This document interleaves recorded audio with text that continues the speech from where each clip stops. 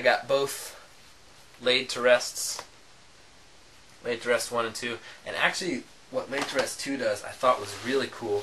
There's a character in this, the main character in this one almost, and he was literally in the end scene of Laid to Rest 1, and then he comes back as the main character in Laid to Rest 2, and I really liked that for some reason. I thought that was really cool the way they did that.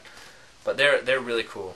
They have really cool kills in them and everything. So if you like kind of slasher movies or tech horror movies, I guess you could say, like kind of found footage stuff like that, sort of, you'd like Laid to Rest. Last Exorcism on Blu-ray, which was way better than I thought it was going to be, because I typically don't like found footage movies very much, but that was, I actually put off watching that for a while after I bought it, because my friend Piggin has said it was good, but I don't like found footage movies, and so I thought this isn't going to be very good, and I don't want to know that I wasted my money, and so I just didn't watch it for a while, and then when I finally did get around to watching it, it actually was very good. It took me by surprise.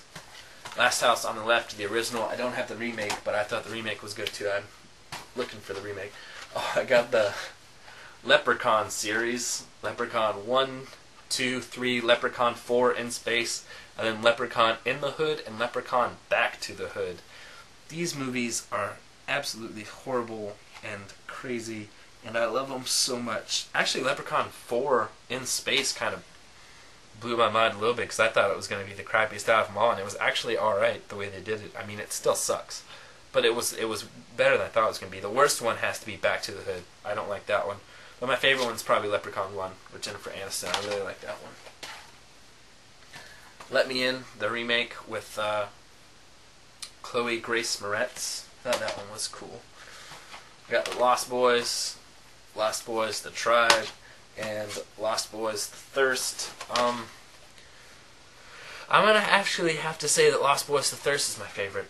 I really like Lost Boys, The Thirst. It's the third one, and the Frog Brothers come back, and it's great. The second one's definitely my least favorite, but it's. I think the third one would have to be my favorite one.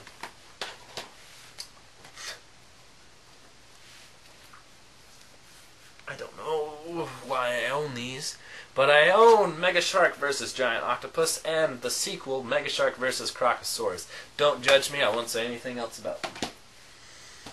Midnight Movie, which is kind of like a Hills Run Red type thing. This movie is good, but it can get confusing at sometimes. If you miss something, it can get kind of confusing, and also it doesn't really explain everything. It does, but not in the depth of where you can really get a great understanding of it. And maybe that's what they were going for, trying to just unnerve you, stuff like that. But I didn't like that aspect of it. My Bloody Valentine 3D, which actually, when I first watched it, had a great twist to me. I did not see that twist coming at all. And I was watching it when I was into scary movies, but not as much as I am now. I didn't own as much for sure. And I didn't see the twist coming at all, and that was really cool. My Name is Bruce, which is awesome, kind of an Evil Dead-like movie about the real-life Bruce Campbell having to take on an ancient demon in this small town, and it's awesome. I love My Name is Bruce. My Soul to Take, which I thought was amazing, really good plot and everything, but no one thought it was good. Natural Born Killers, the director's cut. Night of the Living Dead 3D. I bought this movie to watch it in 3D, and because it had Sid Haig in it, and so I was like, oh, this is going to be pretty cool. It's not really that cool. It's kind of boring at parts, but it's alright. I got this, the Nightmare on Elm Street collection. I got this when the new one was coming out. They re-released all the movies. They don't have special features, but they re-released all of them. And I had owned the Nightmare on Elm Street 2-disc 4-movie packs I got from Target, and I didn't like because they were flip discs. So I bought this when I had the chance to get the 8 discs by themselves, and you can see it just slides out like that, and it's just one big case. They don't have any new special features. It's the same as the old ones. I just wanted to change it over where each movie would have its own disc, so that's what I did. That's why I bought this. Nightmare on Elm Street remake, which it's way better than the Friday the 13th remake. I thought it was really cool, but it just kind of there's no mystery to whether or not Freddy did anything with the kids before he killed them anymore. They just pretty much flat out say, "Oh yeah, he raped he's a raper. So I didn't like that aspect of it, but other than that, I thought it was pretty cool. Never Sleep Again: The Elm Street Legacy, which is the 4-hour documentary about the Nightmare on Elm Street series. And I haven't seen it all the way through yet, but what I have seen is actually really cool and informative, so if you like Nightmare on Elm Street, get that.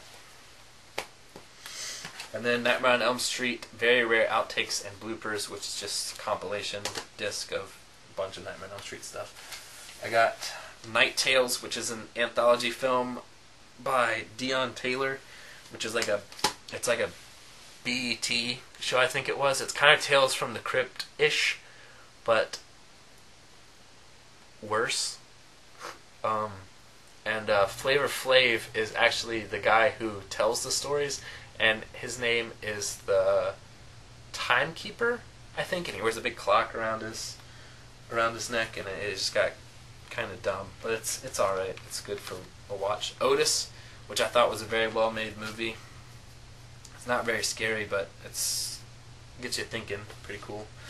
P2. A Perfect Getaway, which I actually just got, and it's really cool. It actually had my stomach in knots. I didn't know who was the killer or anything. I thought it was very well made. I thought it was very good. Piranha, the remake. Predators.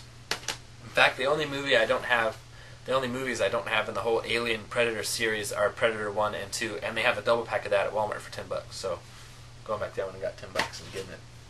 Priest, Prom Night 3 and Prom Night 4.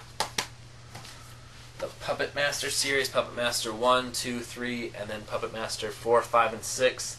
I'm going to have to say that 3 is probably my favorite, where they go back in time and show Andre Toulon getting all of his puppets and everything, and making them, and they take on Nazis and stuff. So I thought it was, I really like 3. They're all very good, really cool movies, but I really like 3 the best, I think. Quarantine, which is an amazing movie, just the main girl in it is so annoying. I wanted her to die from the first time she started talking. But other than that, it's a great movie. Other than you hate the main character, it's a good movie. Red Dragon, which is my favorite of the Hannibal Lecter series of movies. Red Eye, which is very creepy, very well made thriller. It's actually very hard to find it in widescreen too. Red State by Kevin Smith. Red Werewolf Hunter, which is a retelling of Red Riding Hood, and the only reason I got it was because it stars Felicia Day from Season 7 of Buffy and from Dr. Horrible's Sing-Along blog and The Guild, and I really like Felicia Day as an actress. I think she's cool, she does good stuff, but that movie was just... It was good for a one-time watch for me to see what it was, but I probably won't be watching it again anytime soon. Redneck Zombies by Troma. Repo the Genetic Opera, which is amazing. It's a musical, and it's really good. I really like the way they did it. Resident Evil and Resident Evil Apocalypse. I was scared when I got this because when I shook it, I could only hear one disc in it. And I was like, oh great, it's going to be one of those flip discs. And it actually ended up being Resident Evil 1 and 2 were on one disc by itself, and then it had a whole nother disc for special features, and I thought that was awesome. So if you like the Resident Evil games, the movies don't take on the same storyline as the games, but they're actually very good, I think. I like them. And I think probably Apocalypse is my favorite, the second one. That one's really, really good. I thought Resident Evil Extinction, the third one, and Resident Evil Afterlife, the fourth one, the newest one that came out. And Resident Evil 5 is coming out, but it hasn't come out yet. It comes out sometime this year or next year, I think. Rest Stop, the only reason I bought these movies is because they're so bad. You get both of them. You get Dead Ahead and Don't Look Back, and they're absolutely horrible, but in the best kind of way. Return to House on Haunted Hill. S. Darko, Donnie Darko Tale. When I do get Donnie Darko, because I plan on getting it, I will put S. Darko right behind Donnie Darko, but for now I don't have Donnie Darko, so S. Darko goes with the S's. And then this was awesome. I found at Walmart when I was getting into Saw. I found this, and it was for $20, and you get 5 Saw movies. You get 1, 2, 3, 4, and 5, and I thought that was a great deal for $20, and so I got that as quick as I could. And the way I actually saw the Saw movies was strange. I got 2 because it was at Best Buy for $5, and I wanted to see, what's this big deal about Saw?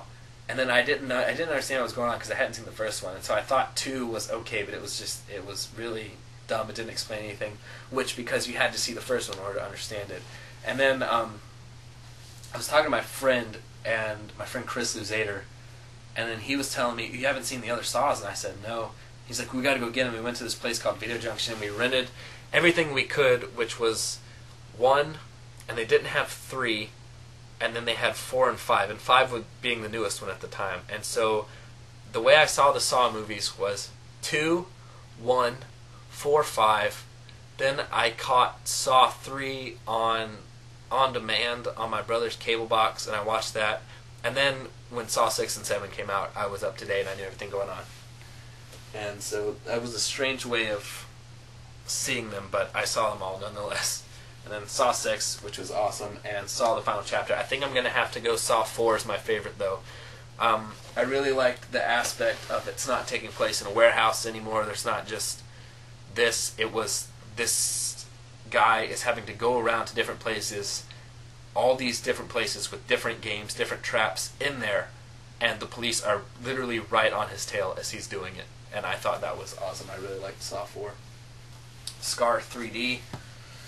Scream series, where I got Scream 1, 2, and 3, and then I got some cool documentaries, Still Screaming and Scream the Inside Story, and then Scream 4, and I'm going to have to say Scream 1's my favorite. It's one of my favorite movies of all time. I just love it. I love the way that they did it. It was amazing.